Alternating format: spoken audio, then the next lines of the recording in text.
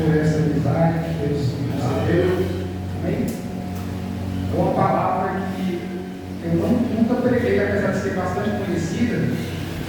Aí a gente fica assim meio apreensivo, meio nervoso, mas por outro lado a gente fica, como é que se diz? A gente se sente até melhor, porque a palavra de Deus diz em Mateus capítulo 10, versículo 20, quem fala através de nós é o Espírito Santo.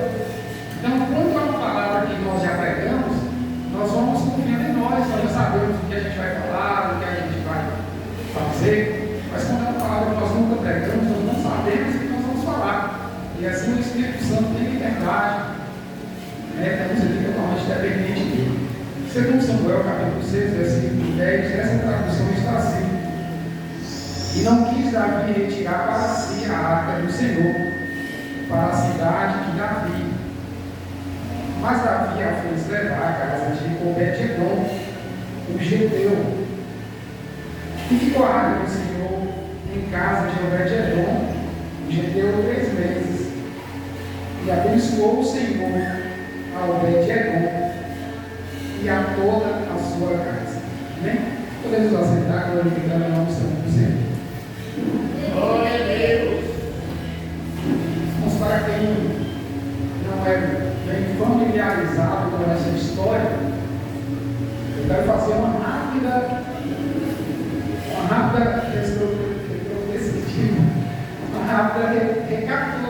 recapitulação. Ajuda aí. Amém? Quero fazer aqui um pano de fundo, pronto, pegar exemplo, né? Que a depois me ajudou hoje. Fazer aqui um pequeno pano de fundo para nós entendermos melhor e tirarmos lições preciosas dessa história. Amém? Tem uma meia hora, mas eu acredito que não vou usar. Quero trazer uma palavra rápida, mas poderosa, porque a palavra não é minha, é a palavra do nosso Deus. Irmãos, nós estamos diante de uma história que é muito interessante, porque essa história fala de nada mais, nada menos que a presença do nosso Deus.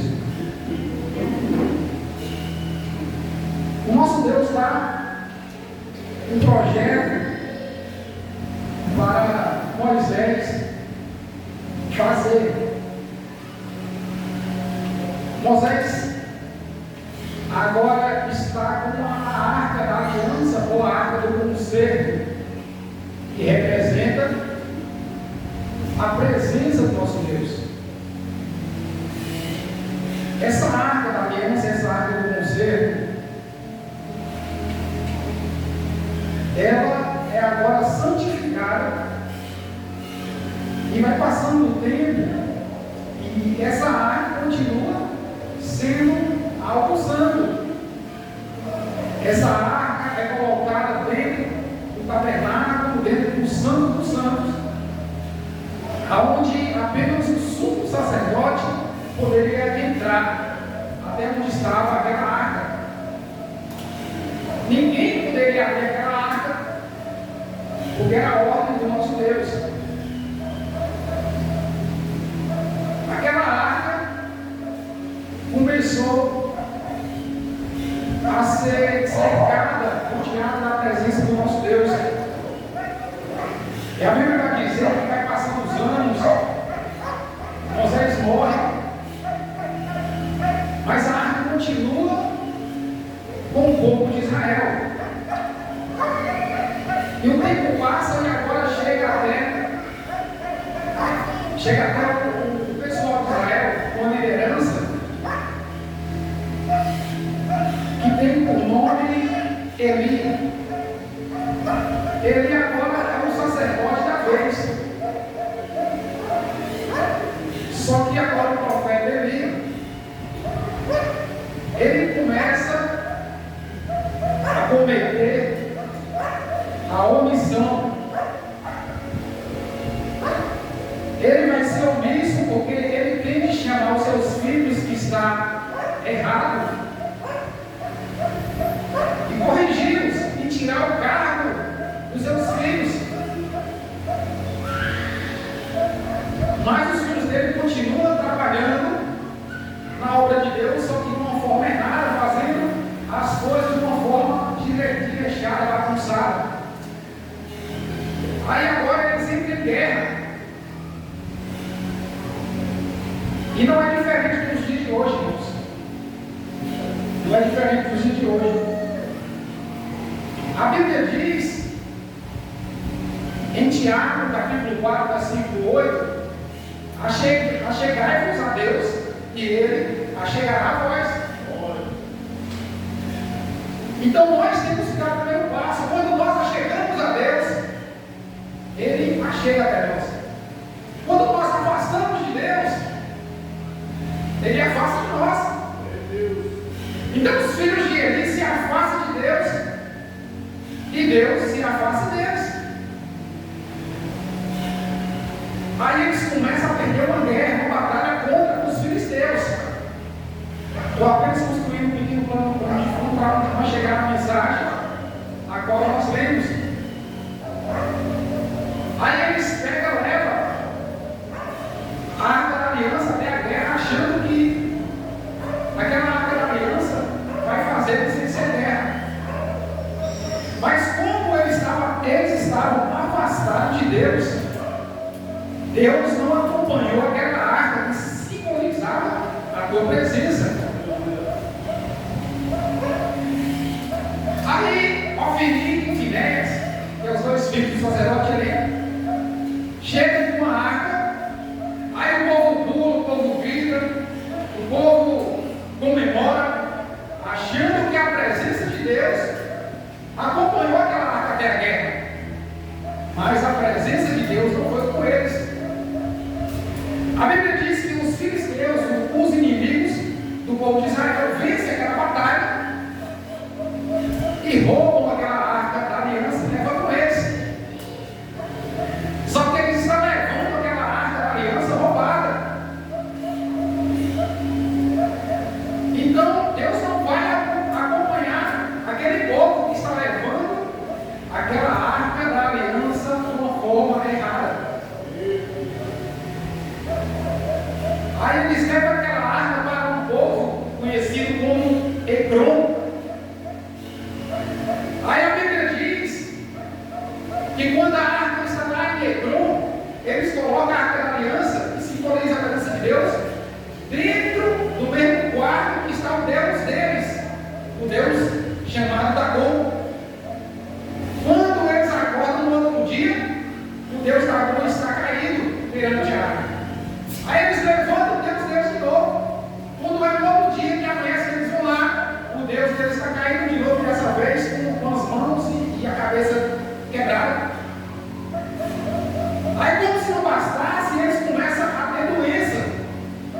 Aí eles falam: não, nós não queremos mais essa arca, porque essa arca está trazendo maldição para nós. O que é bênção para um, para outros é maldição, porque eles não estão aptos para receber aquela presença. Aí o povo de Ecrom fala assim: vamos tirar essa arca daqui. Eles mandam aquela arca para o povo de Bet-Semes. Aí começa a aparecer doenças também lá, o povo começa a morrer em Bet-Semes. E o povo de Bet-Semes fala: nós também não queremos essa arca aqui, vamos mandar essa arca para o povo de Israel. E eles mandam para que Kiriat-Jearim, que tem alguns israelitas. Quando essa arca chega em Kiriat-Jearim, ela é recebida por israelitas, ela é recebida por levitas, e os levitas pegam aquela arca e começam a cuidar daquela arca. Só que tem algumas pessoas que não respeitam a ordem de Deus e vai abrir aquela arca por curiosidade e vai olhar para o menino. E diz a Bíblia que mostra muitas pessoas que desobedeceu a ordem do Senhor, que ninguém poderia abrir aquela arca e olhar para o que tinha dentro. Aí o povo de Kiriat-Jearim vê aquelas milhares de pessoas mortas e fala assim: nós não vamos querer essa arca mais aqui. Apesar daquele povo ser israelitas, mas eles ficam impactados com o que Deus fez ali. E eles pegam aquela arca e enviam para a casa de Abinadab. Quando a arca da aliança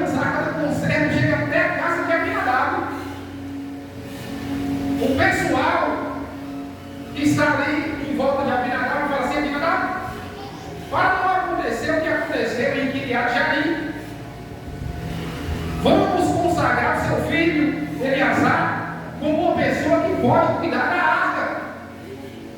E Eleazar é consagrado, e agora começa a cuidar da arca. E essa arca da aliança, irmãos, começa a passar ali muitos anos na casa de Abinadab, cuidado por Eleazar. Mas nada acontece na casa de Abinadab. Nada acontece, apesar da arca estar sendo bem cuidada, mas nada acontece. Eu parei para meditar essa palavra e eu falei: peraí, por que a arca ficou 20 anos na casa de Abinadab e não aconteceu nada? Eu percebi que Abinadab, que era o homem certo para cuidar da arca, ele não quis cuidar. Aí ele deixa a responsabilidade no seu filho. Ele fala: meu filho Eleazar, você que vai cuidar dessa arca. Você vai ser consagrado, você vai cuidar dessa arca, eu não quero cuidar. E aqui está um perigo, irmãos, para a nossa vida, nos dias de hoje, no século 21, ano 2025, já está assim ligando. Porque tem muitas coisas, pastor, que é para mim que o Senhor fazer. E às vezes nós não queremos fazer, nós terceirizamos. E às vezes não dá certo. É um culto de oração. Eu gosto de falar: hoje é um culto de oração, não vou mandar o meu obreiro ali para lá, para a igreja, orar lá hoje, não. E tem a Bíblia fala, no Tiago, que a oração do justo pode muito em seus efeitos. Só que tem pessoas que confiam só na oração dos outros. Fala assim: vocês orem por mim. Aí a pessoa confia no seu intercessor, que está orando por ele, e a pessoa mesmo não ora. Aí pode passar 20 anos, igual passou na casa de Abinadab, e nada vai acontecer. Porque apesar da oração feita por um justo ter muito efeito, a salvação é individual, irmãos. Quando Jesus vai ensinar o Pai Nosso,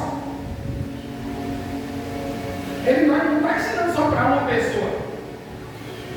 Ele fala assim: quando vocês foram orar, até porque antes dele ensinar, um dos discípulos chegou até ele e falou assim: não, nos ensina a orar. Ele não falou me ensina a orar, é nos ensina.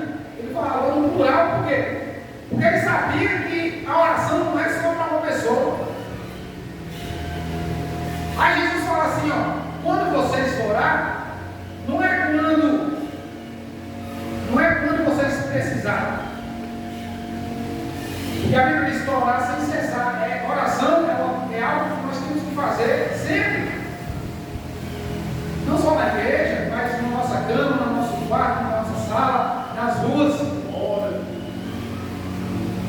Então, quando você for orar, você vai orar por você. Ora pelos outros também, mas você tem que ter o seu particular com Deus. Aleluia. Então, Abinadab terceiriza e pega a presença e deixa só para Eleazar. Aí o que acontece? Saul, o rei Saul, durante todo o seu reinado, ele não liga de ir lá na casa de Abinadab pegar essa arca. Mas quando Davi vai assumir o reinado em Jerusalém, Davi fala assim: olha, cadê a arca? Está lá na casa de Abinadab, Davi. Davi fala: não adianta eu reinar sem a presença. Nós vamos atrás da presença de Deus. Aqui está um exemplo, irmãos, que nós temos que pegar. Porque não adianta nós sermos um líder, uma líder sem a presença de Deus. Davi entendeu isso, falou, sem a presença não adianta, eu vou atrás da presença. Só que tem um problema. Os filisteus, quando pegam a arca, lá dentro e levam para Bet-Semes, eles levam num carro de boi, que é carroça, né? Chamava de carro, uma carroça de boi nova. Só que o povo lá não sabia que quem tinha que levar a arca de Deus eram os levitas. Então eles, de uma forma ignorante, eles falaram, vamos botar a arca numa carroça de boi, e Deus permite, porque eles são ignorantes. A Bíblia fala que o que nós fizemos no tempo da nossa ignorância não é levar em conta. Só que Davi não é ignorante, Davi sabe que não pode. Aí Davi faz igual os filisteus, pega a arca e coloca na carroça de boi.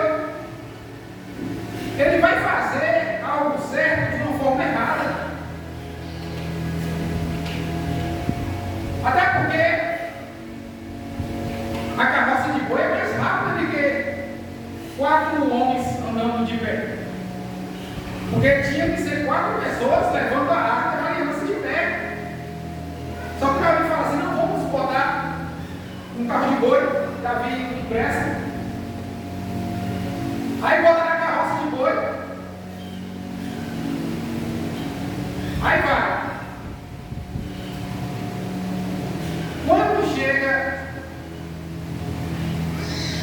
Quando chega perto da casa de Obed-Edom, a Bíblia fala, nesse capítulo, nesse livro que nós lemos, em 2 Samuel 6, não conta esse detalhe.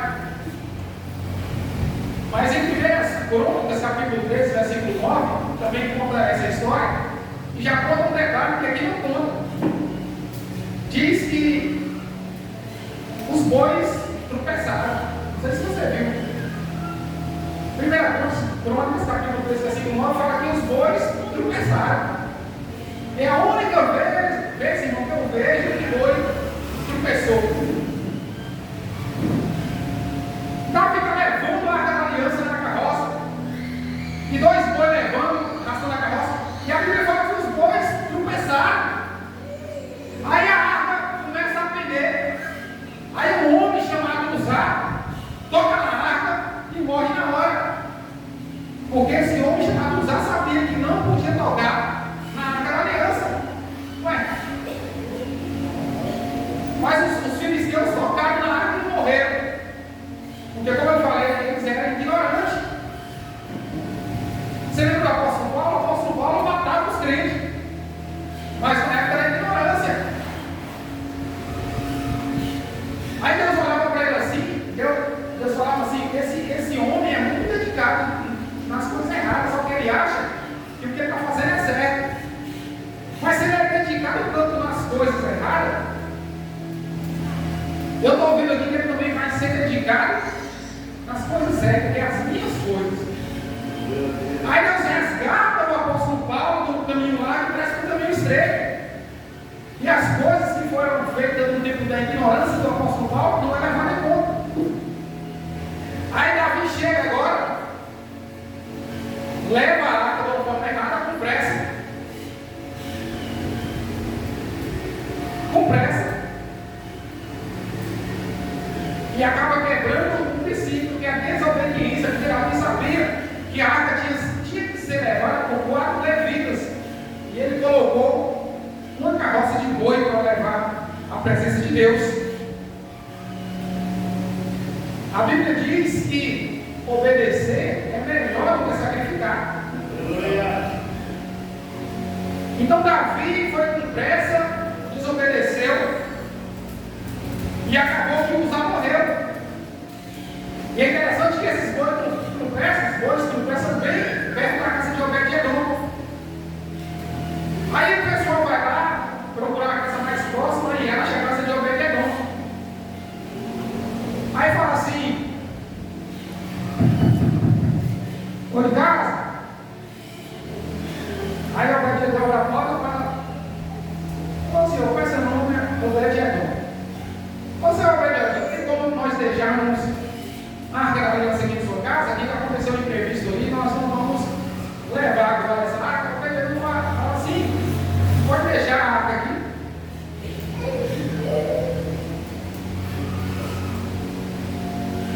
Aí o que acontece?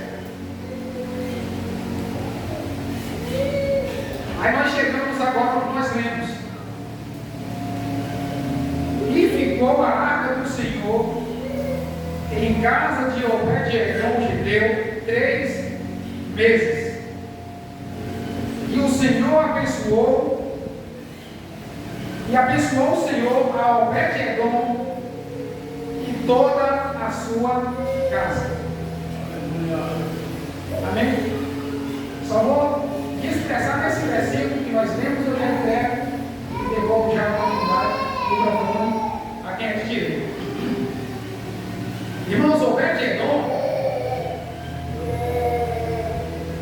o nome Obed Edom significa servo de Edom, ou servo de Isaú, ou servo do vermelho, ou servo do homem.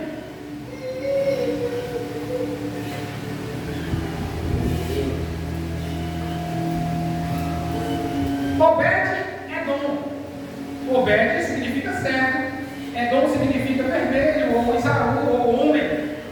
Servo do homem. Obed é servo. Irmãos, se nós não formos servos, nós não servimos. Jesus chama os discípulos e lava os pés dos discípulos como se fosse um servo. E fala assim: nós servimos uns aos outros. Nós estamos aqui hoje, independente de denominação, independente de cargo, nós, tanto os que estão na casa da igreja como os que estão aqui no público, nós somos servos. Deus olhou para Obed Edom e falou: esse homem é servo. Com certeza esse homem servia a sua mulher de uma forma exemplar. Esse homem servia a sua casa, os seus vizinhos, sua família. Esse homem servia a todos que ele se encontrava. Todos os próximos servia bem. Esse homem era servo. Deus olha para esse homem chamado Obed Edom e fala: esse homem é um verdadeiro servo. Eu quero esse homem me servir. Quando a arca da aliança chega na casa de Obed Edom, ele fala assim: põe essa arca aqui na minha sala. Aí esse homem fala assim, diferente do outro, ele fala assim: eu não quero ungir ninguém para cuidar dessa arca. Eu mesmo vou servir essa arca que simboliza a presença de Deus. Aí Obed Edom fala assim: a partir de hoje, quando eu acordar, eu não vou priorizar minha mulher. Eu não vou acordar de manhã, vou fazer um café e levar primeiro para a minha mulher na cama, não. Primeiro eu vou chegar, eu vou limpar a poeira dessa arca, eu vou me ajoelhar, vou adorar ao Senhor. Primeira é a presença de Deus.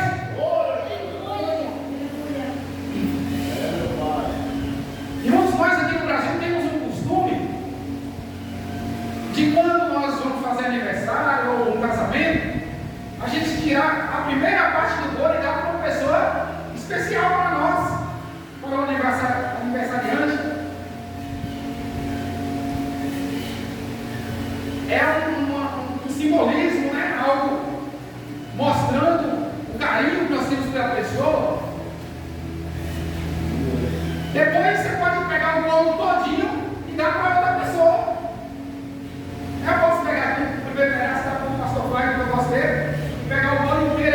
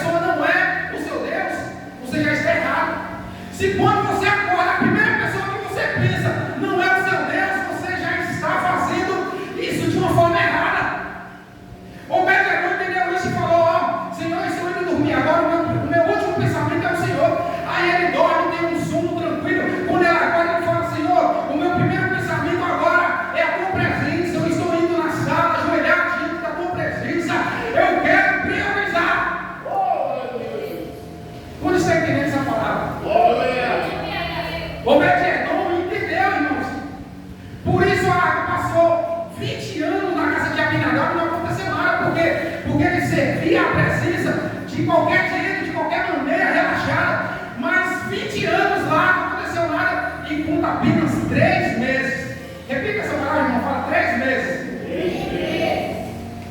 Não precisa de 20 anos, irmão. 3 meses. Isso é profético. Nós estamos agora finalizando dezembro já. Vai vir janeiro, fevereiro e março. Eu lanço um desafio para você. Priorize a presença de Deus. Janeiro, fevereiro e março. Quando você acordar, primeira coisa. Peraí, eu vou pegar no celular nem para ver agora. Primeira coisa.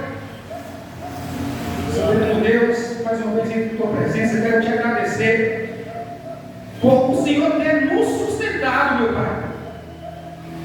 Se o Senhor não tivesse nos sustentado, nós não amanheceríamos vivos. Obrigado por mais uma oportunidade de vida. O dia de hoje, Senhor, é uma nova chance, é uma folha em branco que vai ser escrita uma nova história. Quando você pegar seu prato de comida, seu café da manhã, você fala: Senhor, eu estou te apresentando, te agradecendo esse pão. Meu Deus, agora eu vou almoçar, obrigado por esse prato de alimento. Senhor, agora eu vou lanchar, obrigado por esse suco. Senhor, agora eu vou jantar, obrigado por essa janta. Priorize o Senhor em tudo, irmãos. E esses 3 meses que vem aí, vai chegar novidade, vai chegar uma intervenção divina. Esses 3 meses que vem aí, você vai falar: o Senhor abençoou a minha vida sentimental, o Senhor abençoou a minha área financeira, o Senhor abençoou a minha área física, eu não tenho mais doença, o Senhor abençoou a minha vida conjugal, o Senhor me abençoou em tudo como fez com Minadabe. Priorize o Senhor. Nesses 3 meses, e você vai ver. Se tem uma coisa, irmãos, que eu tenho certeza, é que o Senhor vela por essa palavra. Aleluia. Tiago capítulo 4 vai ser como eu disse, já citei no início aqui. A chegar-vos a Deus e Ele se chegar a vós. Você, irmão, serve a um Deus recíproco. É impossível você priorizar Deus e Ele não te abençoar. É impossível você chegar a Deus e você não ter as bênçãos dele. Eu sou prova viva disso, irmãos. Não era nem para mim estar aqui, mas eu fiz uma oração. E Deus respondeu essa oração. Aleluia. Talvez a sua oração não vai ser respondida em um dia, em 2 dias. Porque Deus tem um tempo para cada um. Não tem pressa não, irmão. O tempo de Deus é diferente do nosso. Não é que Deus tem predestinação e fala assim: ó, fulano ali vai para o inferno e fulano ali vai para o céu. Não. É porque o nosso Deus, Ele é onipresente. Ele está presente aqui hoje e também Ele está presente no futuro, porque Ele é o alfa e o ômega, o princípio e o fim. Você lembra que quando Deus tinha uma mulher lá gritando de dor lá, né, chegando perto da hora do parto, aí Deus fala assim: ó, aí no seu ventre é 2, né? Não tinha ultrassom na época. Deus falou assim: no seu ventre é 2. Eles estão brigando porque eles vão ser rivais lá no futuro. Não é Deus revelando, falando assim uma predestinação, não, é porque Deus viu o futuro, só estava contando o que Ele viu. Aí Deus falou: Jacó e Esaú vai ser rivais. Então Deus está vendo o futuro e você não está vendo. Mas você fala assim: Senhor, mas eu quero essa bênção hoje. E o Senhor fala assim: não, essa bênção hoje aí não está certo.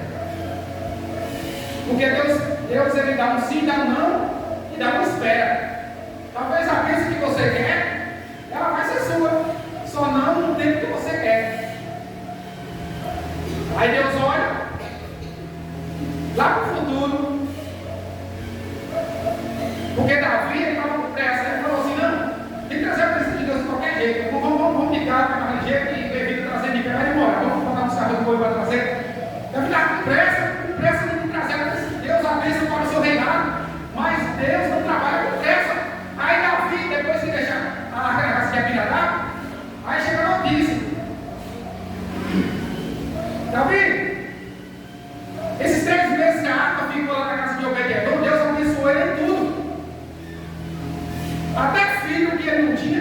época era estéril, era a mulher que era estéril, ela tinha algum problema lá.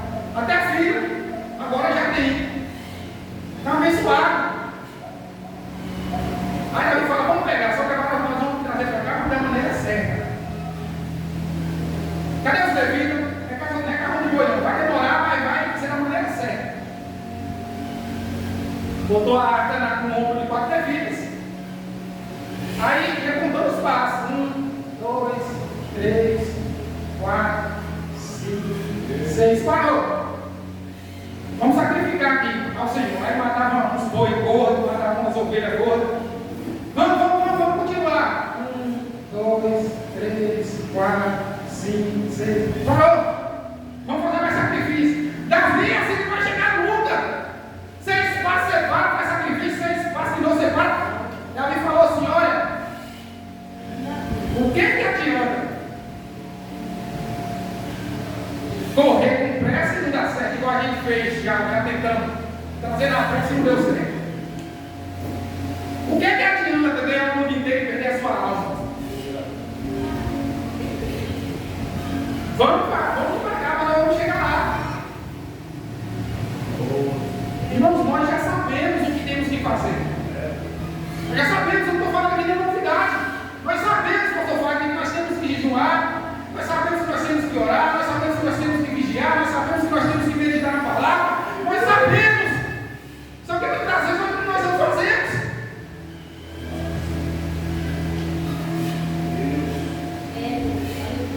Até aqui falou o Senhor, meus irmãos. Meus irmãos, até aqui falou o Senhor. Não vou falar mais porque não é comum falar e o nosso Deus fala. Amém? Cada um, o Espírito Santo de Deus fala melhor com suas corações. Quero agradecer mais uma vez nossa família pela oportunidade. Quero agradecer a cada um dos irmãos e louvar o Espírito Santo de Deus para estar aqui nessa noite. Essa oportunidade em nome de Jesus.